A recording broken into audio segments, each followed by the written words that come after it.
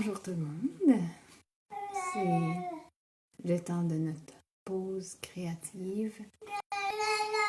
Bien différent aujourd'hui parce que c'est samedi, donc vous entendrez la compagnie de mon fils de 1 an qui joue avec ses raisins. J'espère que ça contribuera à la zénitude de ce moment. Aujourd'hui, jour 6 de notre défi 7 jours novembre en couleur. Donc oui, déjà le 6e de 7, où nous allons parler de la couleur indigo. Et nous allons voir une petite technique de mise en lumière, en fait, un outil qui permet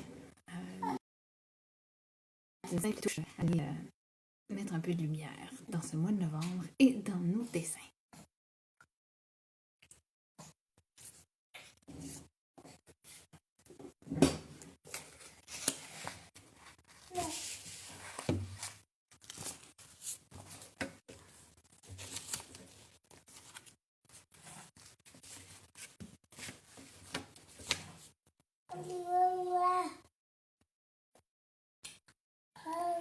Je ne sais pas si vous avez eu le temps de penser à ces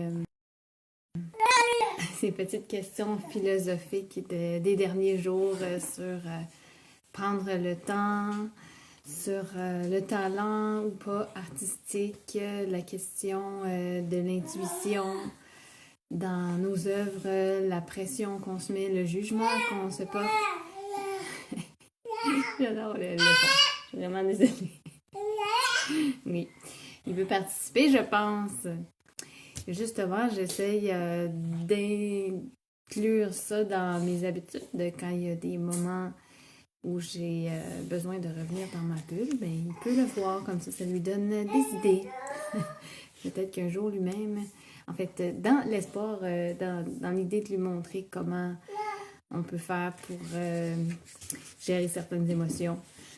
Une autre façon que de crier ou pleurer. Voilà, ce qui est correct aussi. Il faut qu'on les vive, nos émotions. Et l'art est une façon de les vivre.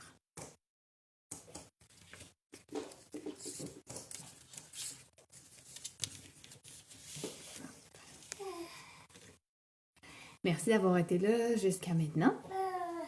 Dans cette journée, donc, on va... si vous n'en avez pas, c'est pas grave. Vous pouvez essayer avec un crayon blanc ou un pastel blanc ou un crayon cire blanc.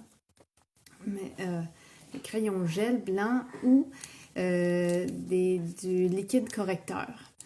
Maintenant, on utilise plus, en tout cas au Québec, des rouleaux correcteurs, des bandes correctrices qui collent. Donc là, évidemment, ça ne fonctionnera pas.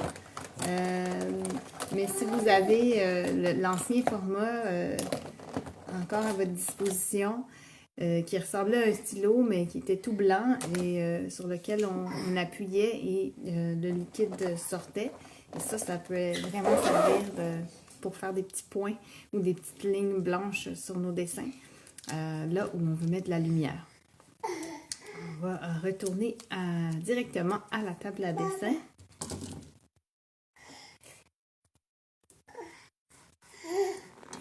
Et voir, j'ai continué certaines versions. Donc, désolé pour le bruit et le mouvement. Donc, hier, on avait la couleur bleue. Voilà. On a joué avec le feutre bleu à l'intérieur et avec le crayon de bois bleu. Et surtout, pour mettre du relief, on a utilisé le crayon de plomb que j'ai ici, mais dans mon compas. On n'a pas besoin du compas. Avec le simple crayon de plomb, on a créé ce petit effet de profondeur et de relief, de superposition, en fait, d'ombre portée. Ça, c'est très amusant et très simple. Si on a aussi les tortillons qui vont avec, ou un cure-oreille, ou le petit doigt, ou le bout du doigt, si la grosseur de nos tracés le permettent, pour diffuser. Et on va explorer, jouer avec cet effet-là. Alors, je vous propose de continuer notre quart de mandala ici.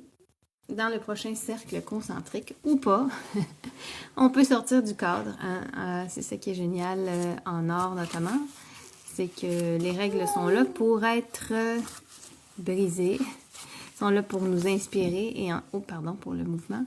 Et ensuite, on peut jouer avec. J'avais déjà tracé ceci sur votre guide dans le cahier créatif.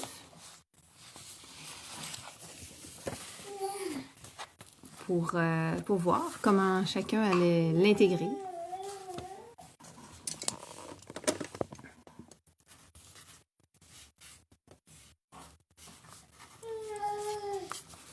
Ici, j'ai tracé d'autres versions qu'on va continuer en fin de semaine. Vous n'êtes pas obligé de faire d'autres versions, c'est seulement pour vous inspirer. Et vous avez plusieurs pages pour prendre des notes aussi. Ou ajouter un mandala à chaque note, à chaque jour. Ici, je pense que je vais partir sur la même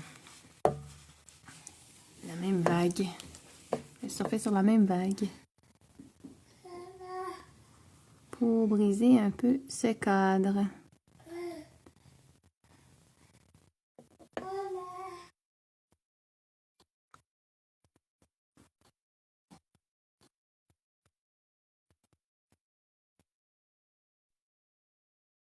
Et petite forme.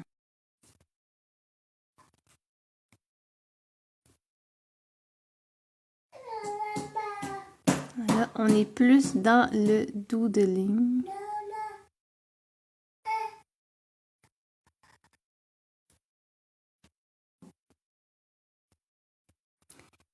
Et on l'intègre dans le mandala.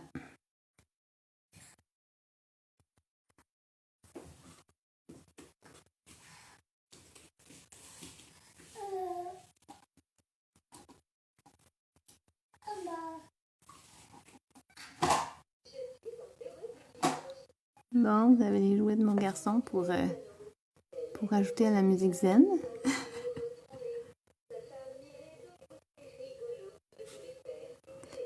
Et là là.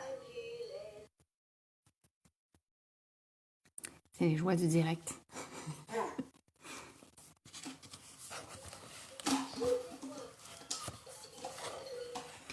Pourquoi toujours des jouets bruyants, hein? Vous pouvez à la place remplir les espaces qui sont là, si vous voulez. Vous pouvez ajouter dans cet arc de cercle un nouveau motif répétitif. Ou vous pouvez, comme moi, explorer de nouvelles formes qui sortent un peu du cadre.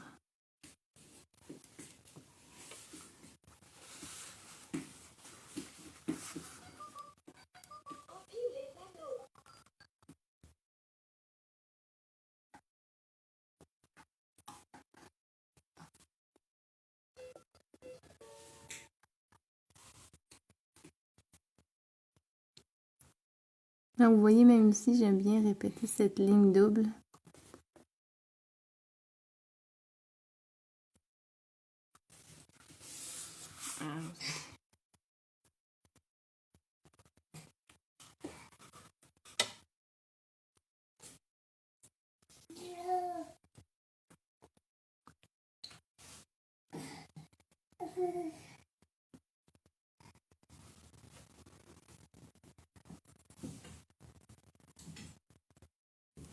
Mais j'ai décidé de rajouter celui-là parce que je trouvais que c'était un peu déséquilibré. Mais franchement, c'est pas... Encore là, c'est intuitif. Ce n'est pas pour vous dire quoi faire du tout.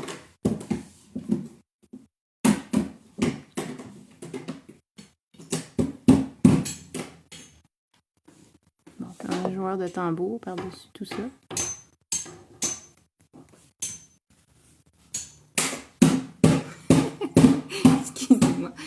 absolument pas zen comme bruit de fond. Bon.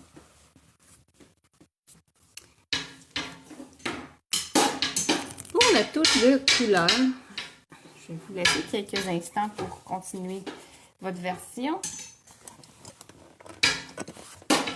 Pendant ce temps-là, je vais essayer d'intervenir silencieusement.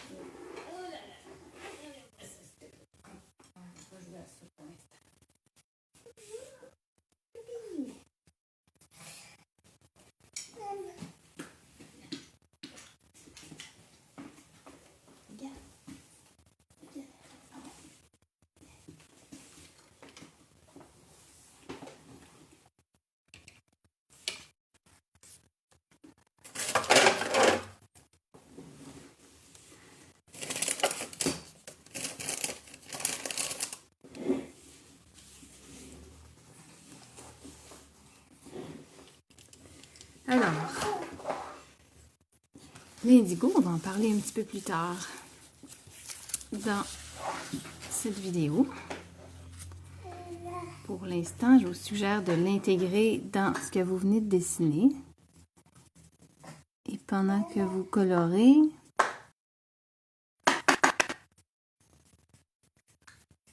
on parlera de sa signification. Là, je vais vous montrer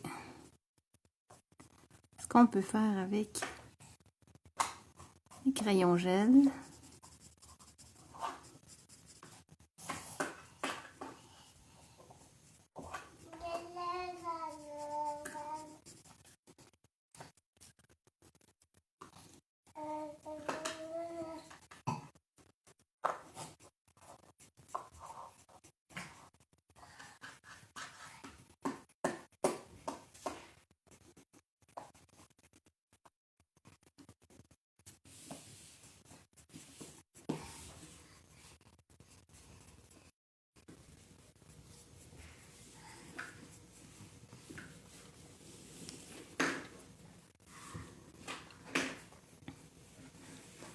N'oublie pas, une respiration à la fois, un trait à la fois. Merci de prendre ce moment pour vous. Remerciez-vous. C'est précieux. Peu importe à quel moment de la journée vous en êtes.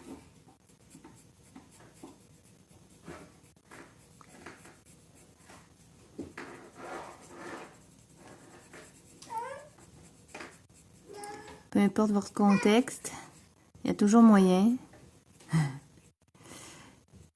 Même si vous n'êtes pas en direct, n'hésitez pas à nous mettre des commentaires sur comment vous vous sentez depuis que vous faites ce défi. Comment vous sentez aujourd'hui en utilisant cette couleur-là. À quoi vous fait penser cette couleur-là, sans trop réfléchir. Hein? Je dis penser, mais c'est plutôt...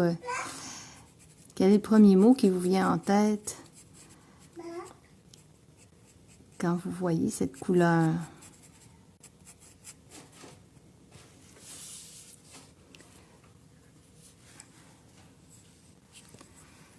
Notre petite touche de lumière maintenant. Donc, je termine celui-ci.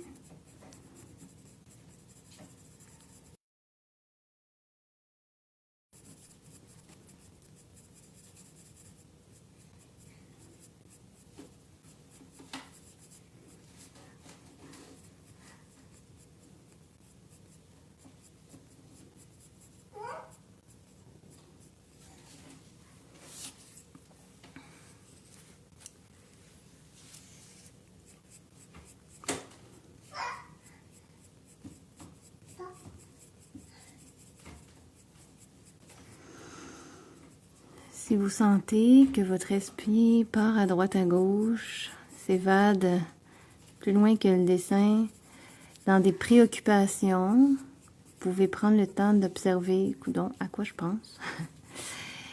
Et ensuite, une fois que c'est constaté, déjà bravo de l'avoir constaté, et laissez partir, laissez-le partir.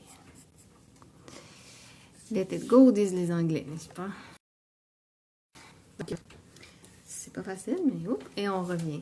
On revient à notre dessin. Les crayons gel maintenant, qu'ils soient de couleur. Par exemple, celui-ci, avec des brillants. Celui-ci. J'en ai pas un indigo aujourd'hui, mais on peut en trouver vraiment de toutes les variétés. Et ils vont nous permettre, ils permettent d'ajouter des petites touches de lumière. Donc ça, c'est très intéressant.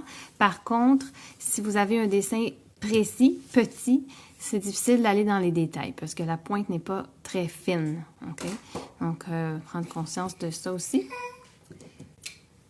Si vous en avez un seul, si vous voulez seulement vous en procurer un, eh bien que ce soit le blanc. Que ce soit le blanc, parce qu'avec celui-ci, on peut tout simplement ajouter ce petit point de lumière qui va insister sur le contraste de façon subtile, mais quand on prend du recul sur le dessin, ça permet vraiment de voir cette différence-là. Hop. Un petit point, une petite ligne.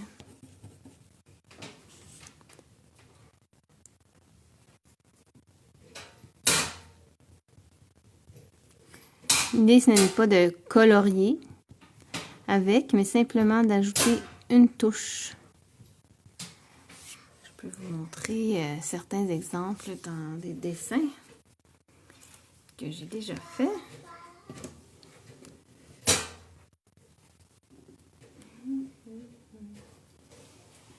Ici.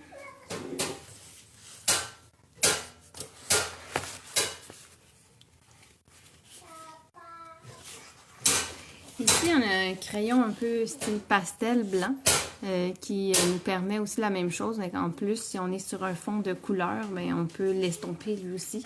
Et c'est très intéressant les effets que ça donne.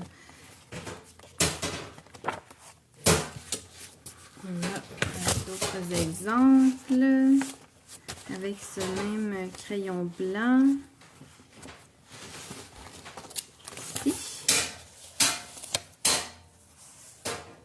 Donc ça, c'est avec un crayon style pastel blanc. Il est très gras.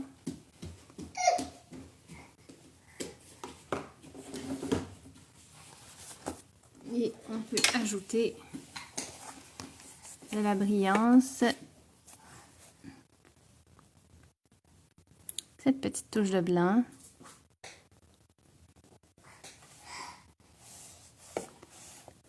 Là, pour Noël, je suis tout à fait dans le thème. Hein? Et rouge et blanc.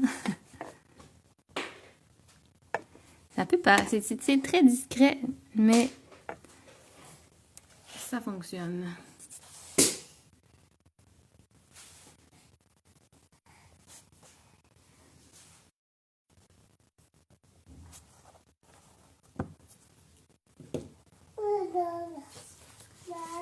Voilà, donc c'était quelques exemples. Je vais vous laisser continuer votre coloriage et dessin ici. Et tout en vous laissant ces exemples d'indigo. On va parler de cette couleur. Donc l'indigo, couleur très précise ici. Pourquoi? Parce que c'est la couleur du chakra du troisième œil. Vous aurez peut-être remarqué là, que ça commence à prendre forme et qu'il nous manque juste la couleur de demain qui va être... je vais vous laisser du choix pour demain, on en reparle. Donc, qu'on enligne l'ordre des couleurs de l'arc-en-ciel ou du prisme lumineux, qui sont les mêmes couleurs que celles des chakras.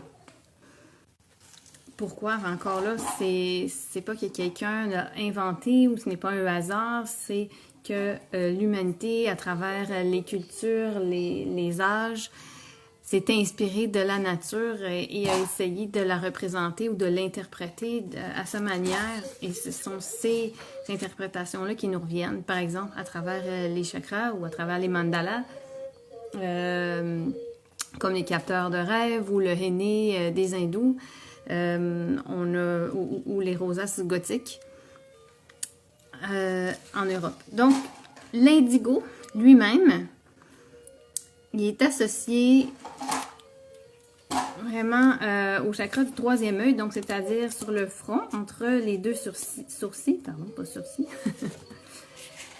C'est ce qu'on appelle, disons, ce serait le chakra de la vision.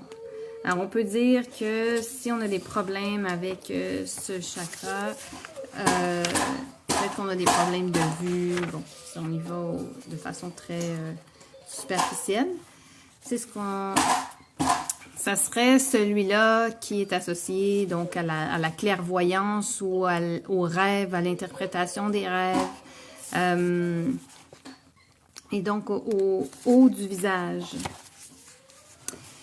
Et justement, c'est celui-là qu'on essaie de solliciter pendant qu'on crée des mandalas, c'est-à-dire celui de l'intuition. Donc, au niveau du dessin intuitif, on le solliciterait. Et quand on utilise cette couleur de façon intuitive, c'est justement qu'on a réussi à aller chercher cette partie-là de nous qui essaie de s'exprimer.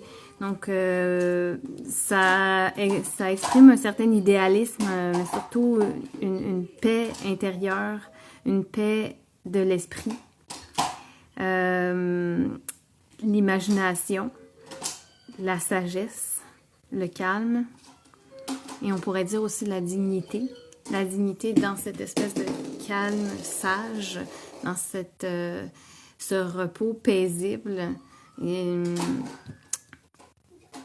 C'est une couleur froide qui est plus apaisante aussi. On retrouve cette interprétation-là dans plusieurs cultures avec la musique. Je suis désolée. Alors, mon intuition me dit que je vais devoir arrêter cela pour aujourd'hui. Mais de toute façon, on se revoit demain. Et demain, je vous donne le choix. En fait, pour terminer ce mandala avec un prochain cercle ou des figures que vous voudrez faire sortir du cercle, c'est soit le violet, soit le rose ou encore le blanc. Si jamais vous voulez ajouter, par exemple, moi ici, j'ai ajouté cette fleur et je peux décider de la laisser blanche. N'oubliez pas que l'espace vide est aussi important que l'espace plein. On a besoin de respirer. Alors, c'est ce qu'on essaye de pratiquer aussi ici. Bon. Alors, je vais aller danser avec mon fils et on se revoit demain. Merci d'avoir été là.